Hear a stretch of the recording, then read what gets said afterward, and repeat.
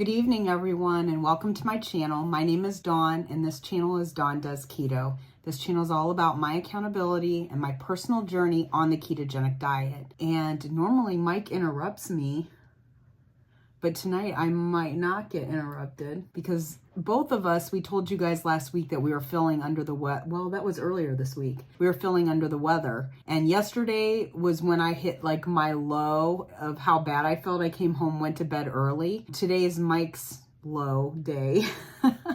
You have anything to say? My throat hurts.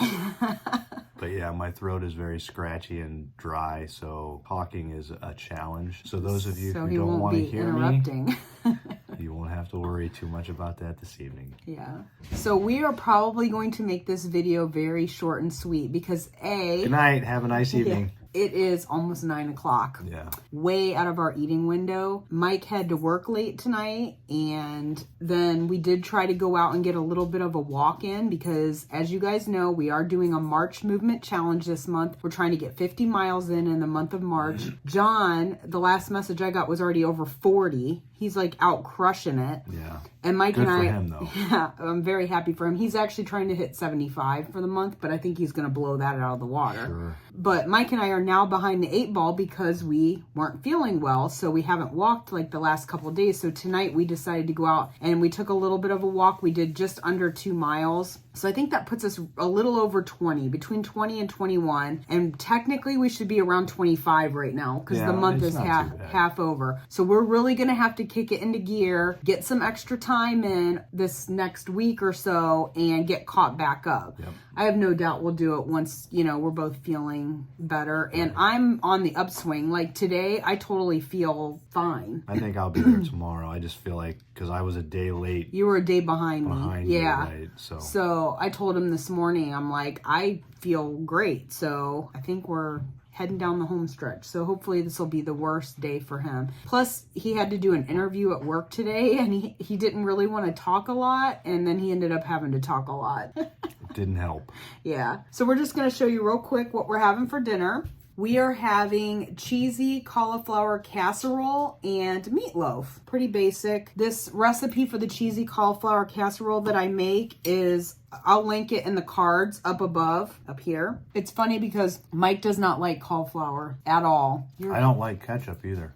Yeah, and I put the Primal Kitchen ketchup on the meatloaf, but he does like ketchup on meatloaf for some reason. But he doesn't like cauliflower, but he likes the cauliflower bake. I also like the cauliflower crust for pizzas too. But... Yeah, and I think it's just because, honestly, guys, it kind of just tastes like hash brown casserole. By the time you put in like cheese, cream cheese, bacon, and all that stuff, the cauliflower is just a conveyance for all of that. Can you even taste anything? Do you have taste? Mm-hmm. Oh, yeah. I wondered if stuff tasted weird or anything. My nose hasn't been stuffy. I mean, a little bit last night, but... Mine was getting stuffy when I would lay down at night, and then that's what made my throat sore because I had to breathe through my mouth, and it made my throat scratchy. But I started taking an allergy pill when I started feeling bad on Monday, just like a Claritin, one of those 24-hour things, and I noticed right away that helped with the drainage, so... Yeah, I've taken one also for the last 2 nights, but I haven't taken one yet today.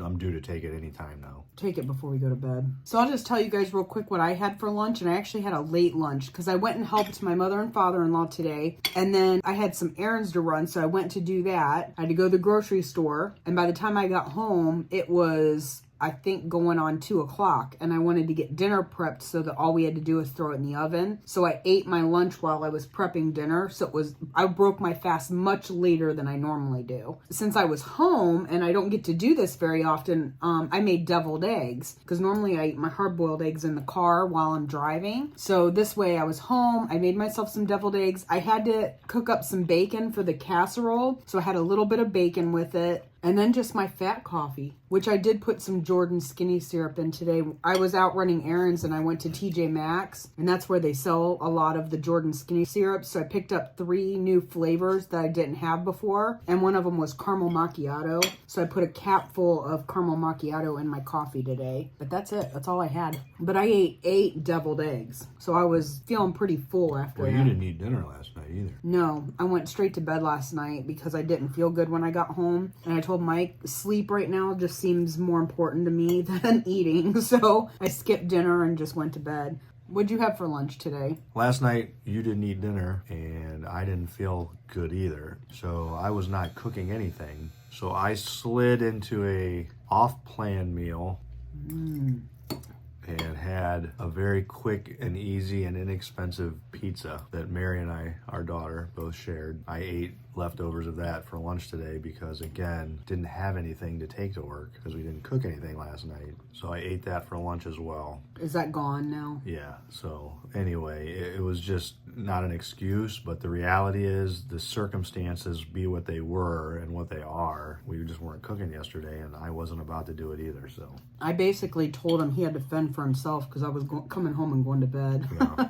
And I'm so thankful that you cooked dinner. I mean, I cook a lot of times, especially outside, but I'm glad that you cooked tonight because if you didn't cook tonight, probably not eating. Tuesday night when we had the chicken and the cheese sticks, I struggled to get dinner made that night. I just did not feel it because Tuesday and Wednesday were probably my 2 worst days. And I was just like, oh my gosh, I don't even have the energy to cook this. It took everything I had. Right. So real quick, before we jump into chapter 6 of our book today, I just wanted to mention again that tomorrow is the KetOH-IO flash sale and giveaway. So don't forget that between 11 a.m. and 6 p.m. Eastern time, you can go on the KetOH-IO website and put in your order. Please use the link in our description because that helps our channel out. But during that time, you can get 20% off of Irish cream because it's a St. Patrick's Day sale. And then if you don't order Irish cream, if you go through my link, it will give you 10% off your order anyway. You just can't combine the two. But even if you are ordering Irish cream, it still helps us if you use the link. And what that does is not only gives you the sale price, you will be entered in a giveaway where 5 people are going to win either $50 or they will be refunded the cost of their KetOH-IO up to $1,000. So if you order $500 worth of KetOH-IO and they pull your name, you're getting that $500 back. If you order $25, because that's all you need, which is fine, you'll get a $50 gift card in KetOH-IO merchant, $1,000?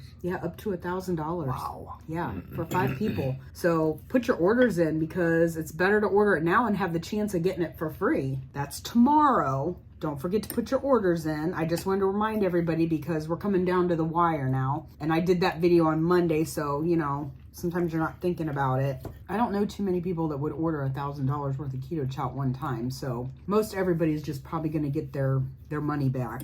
Yeah. So for anybody new here, Mike and I do a sort of book club on Tuesdays and Thursdays right now. And we are reading the book, The Case Against Sugar by Gary Taubes. We just got done, we're about halfway through it. And today we read chapter 6 and it was titled The Gift That Keeps on Giving. And while Dawn reads aloud to you all, I'm going to sign because my throat hurts. You don't even know how to sign. All right, never mind. Mike doesn't feel good and he still has jokes. See how he is? Jokes are what make the world go round. So the chapter starts off with an advertisement from Sugar Information Incorporated from 1962. And it says 18 calories in a teaspoonful of sugar. You use up more than that getting dressed in the morning. So it's okay to have that sugar because, you're going to burn it off is what they were telling you. Right. And that's a lot of what this chapter was about. Just, they were saying that a calorie is a calorie. And we know now that that's not the case. They were saying it doesn't matter if you eat 100 calories in vegetables or 100 calories in sugar, you're going to burn it off the same way. And that's not true because we burn different carbohydrates and different macronutrients differently in our body. They're used differently. When you're talking about macronutrients, it's oxidative priority and it's how your body uses fuel. And that's just for everybody. So if you eat, carbohydrates, your body's going to have to burn through those carbohydrates. Protein is not a fuel source. Your fuel sources are fat and carbohydrates. Those are the ones you use to keep going. But they just assumed that all calories were created equal. You eat them and it doesn't matter what they are, your body's going to burn them the same. And that's not true. This chapter is where the calorie really came into play, when it became like the central focal point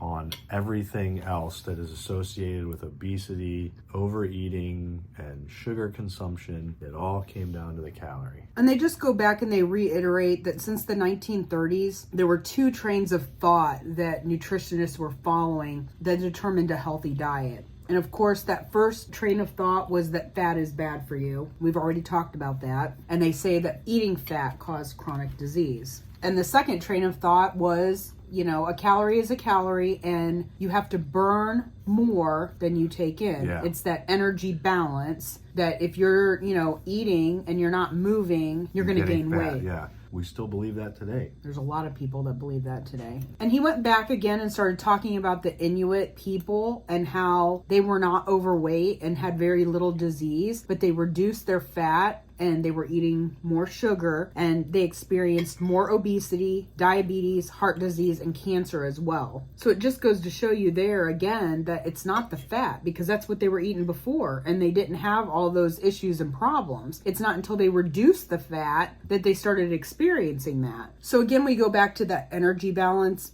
and the thought that a calorie is a calorie and you have to expend more energy than the calories that you take in. And they say this thinking renders effectively irrelevant the radically different impact that different macronutrients, the protein, fat, and carbohydrate content of a food have on metabolism and on the hormones and enzymes that regulate what our bodies do with these foods, whether they're burned for fuel, used to rebuild tissue and organs, or stored as fat, which that's what protein does. We were kind of talking about it. I think we got a little sidetracked, but protein rebuilds tissue. It's not an energy source. So the things we eat don't do the same things in our body. So to sit here and say that everything's created equal is wrong.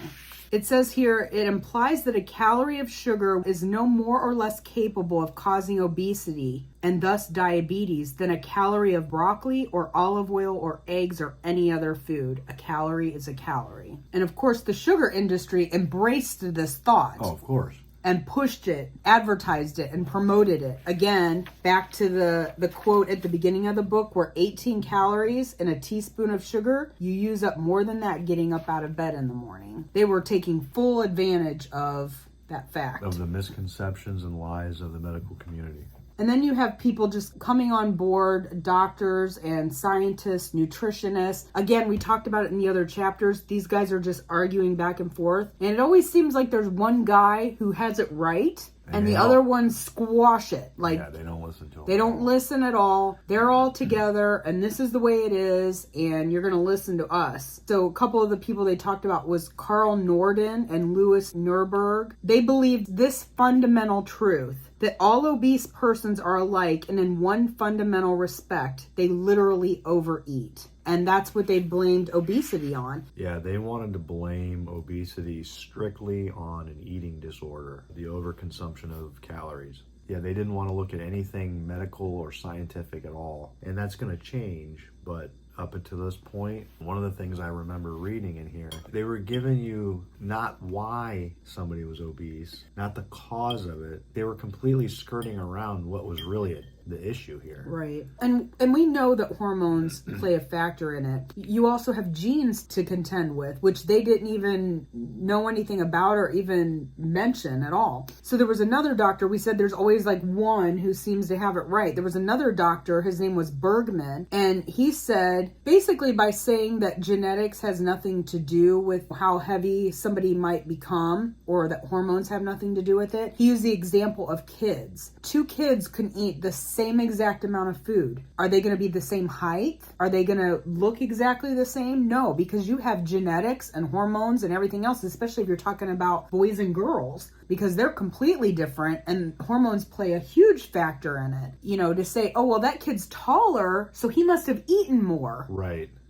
It's the same thing. It just doesn't make any sense. And they also made discoveries and observations about where on the body fat was more likely to be stored. Think about this. It doesn't matter how much I diet or how many calories I eat. I could be eating 500 calories and I could get emaciated even, going on a diet and not eating. I'm still going to have boobs because I'm a female. And that's fat tissue that's there right. regardless. I'm not going to lose. I mean, they may get a little bit smaller. I'm still going to have that fat. And there's literally, my diet has nothing to do with that. That's a hormone thing because I'm a female. So again, you know, they were only taking that one thing into consideration. They're not taking hormones into consideration. They're not taking genes into consideration. It's very frustrating when you're reading it because it's like these people are, ugh. So there were some German and Austrian doctors and researchers who were on the right track as far as like figuring out how hormones played into weight gain and different things like that. But then came the war. That basically, it said that as the German and Austrian medical research communities evaporated with the rise of Hitler and the devastation of the Second World War, the notion of obesity as a hormonal regulatory disorder effectively evaporated with it. And then all of the research basically fell to the United States. They dominated in this field after that. And the U.S. physicians basically embraced the idea of Newberg, I don't know if I'm saying his name right, and his work, and it showed clearly obesity was caused by anything other than a perverted appetite.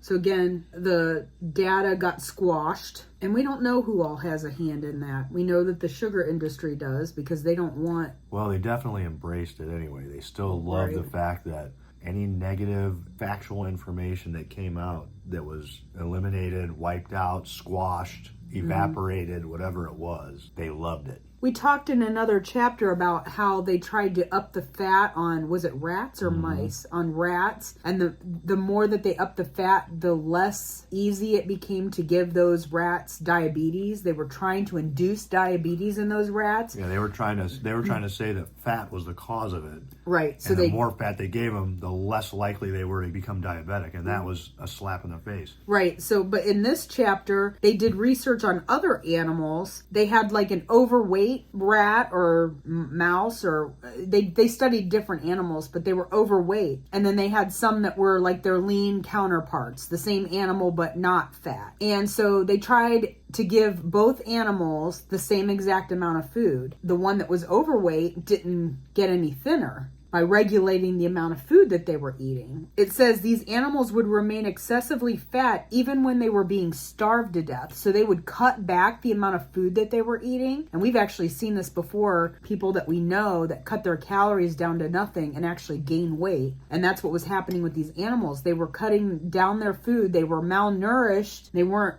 getting enough food. They were still overweight. It says, whatever the defect that caused these animals to accumulate fat, it obviously wasn't the result of overeating or a perverted appetite, which is what being overweight has just been blamed on over and over and over again. Oh, you guys are, they keep saying you're a sloth, you don't move, and all you do is eat, and you eat too much. That's basically what they kept saying. This is where all of that changes, though, as we discussed. Finally, technology came into play. They developed the ability to be able to monitor and see what kind of hormones and how much were in the bloodstream. Mm-hmm. That was a game changer. And that includes insulin. Right. Because insulin is a hormone. And so they're able now to see exactly what that's doing inside somebody's body, which they weren't able to do before 1960. Up until that point, they thought that insulin in diabetics, whether you were type 1 or type 2, you lacked insulin, which isn't the case. But they thought that both types of diabetics lacked insulin.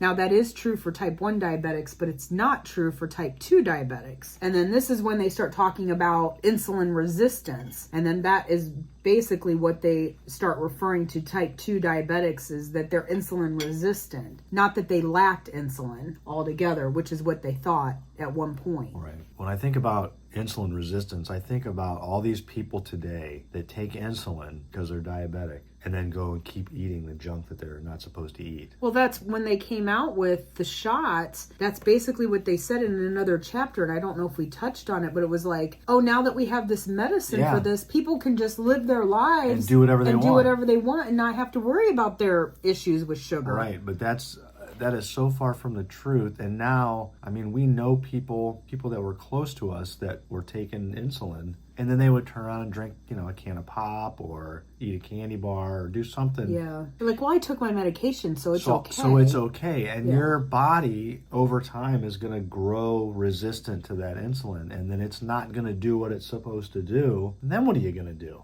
Then they up the insulin. It's just ridiculous. And that is common among a lot of, we've talked about with antibiotics and other prescription drugs. If you abuse that stuff and take it all the time, your body develops a resistance to it. This is no different. We're creating diabetics now because of the amount of sugar that we consume, but we're going to create a whole new generation of diabetics that can't be helped. The medical community is not going to be able to help them. I fear that we're going to see a significant increase in deaths because they're not going to be able to bring it back down. They're not going to be able to offset that. Yeah.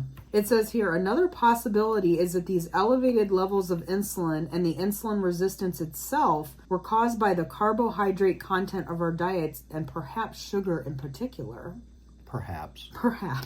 It says these revelations led both directly and indirectly to the notion that diets restricted in carbohydrates and restricted in sugar most of all would uniquely affect in slimming the obese. Imagine that. But there were still some doctors, scientists, and nutritionists that were completely against it. Mm-hmm. They denounced these diets. They were calling them diets of people cutting out the carbohydrates and the sugar and eating more fat. They denounced these diets as dangerous fads because of the high fat content, particularly saturated fat, suggesting that the people who were saying this, the physicians and authors who came up with this other hypothesis, were trying to con the obese with the fraudulent argument that they could become lean without doing the hard work of curbing their perverted appetites. It is a medical fact that no normal person can lose weight unless he cuts down on excess calories. And that was in the New York Times in 1965. Mm-hmm.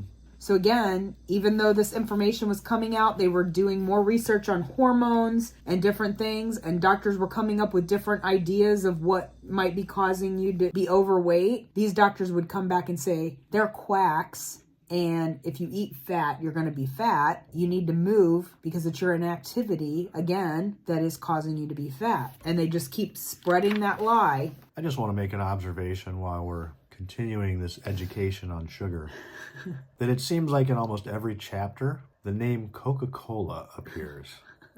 Now, and it's funny that you're wearing it. I'm wearing a shirt that says Coca-Cola because I was employed by them for 16 years and I have shirts that were provided. But that of all the companies and all the food products that are available today, and through the history of sugar consumption and the increase, that Coca-Cola would routinely pop up like on a regular basis. And they had a lot to do with the promotion of sugar and sugar-based products. They have a lot of money and they push that money. And to that point, they were talking in here about President Eisenhower and how he had put an artificial sweetener in his coffee, and it was caught, was it caught on camera or like a photo? Oh, it was a photograph that they caught him, putting an artificial sweetener in. He said his doctors had told him to avoid sugar. So again, there are some doctors who are coming around and saying, don't eat this stuff. So that photo ran in the New York Times, and it said sugar bowled over by photo, because it was a photo of him, the president, taking saccharin tablets, which was a sugar substitute type thing. And what's funny about that is my grandfather used to put saccharin in his coffee every day. Did he? Every day. And my grandfather... And I don't know anything about saccharin, so I don't know if that's a better option, but it was still the fact that the doctors were starting to come around and tell you, hey, the sugar's, bad for you. Eisenhower's doctor in particular said, if you want to stay lean, stop eating sugar. But the industry advertisements responded. They were saying that sugar is neither a reducing food nor a fattening food. All foods supply calories, and there are no difference between the calories that come from sugar or steak or grapefruit or ice cream. Again, they just kept saying a calorie is a calorie. So Mike was talking about Coca-Cola. So it says here, almost 60 years later, when the Times reported in 2015 that academic researchers were doing the bidding of Coca-Cola by taking its money to fund a global energy balance network. And energy balance, again, is calories in, calories out. Mm-hmm. They wanted to shift blame for obesity away from bad diets. We can just end it there. So before we end today, I just wanted to make a mention about that saccharin comment. So my grandfather took saccharin in his coffee every day. He had a bottle of saccharin tablets. They were just little, but they were still tablets. And he put a bunch of them in his coffee every day. My grandfather was diabetic. It was diet controlled, but based on what we're reading and knowing how he lived, he didn't control it with his diet. Mm-mm.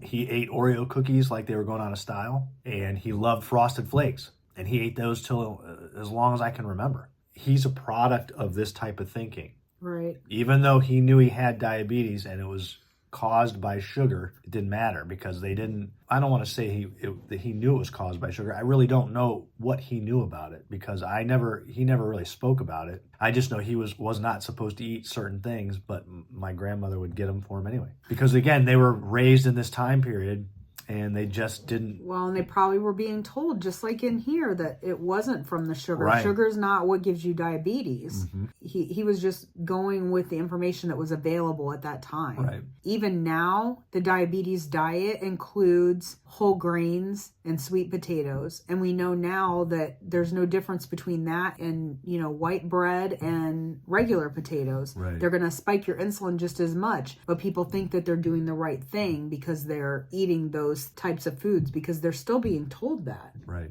So he was just doing probably what he was taught and what he was told. Yeah, what he heard. So that's it for tonight, guys. It is after 9:30 and Mike still has to go over and help with his dad tonight. As a matter of fact, his mom called and she's like, hey, are you guys coming? Because we are so far behind schedule. So he is going to head out and I'm going to start editing. So we will see you guys on Saturday. Oh, yeah. Yeah.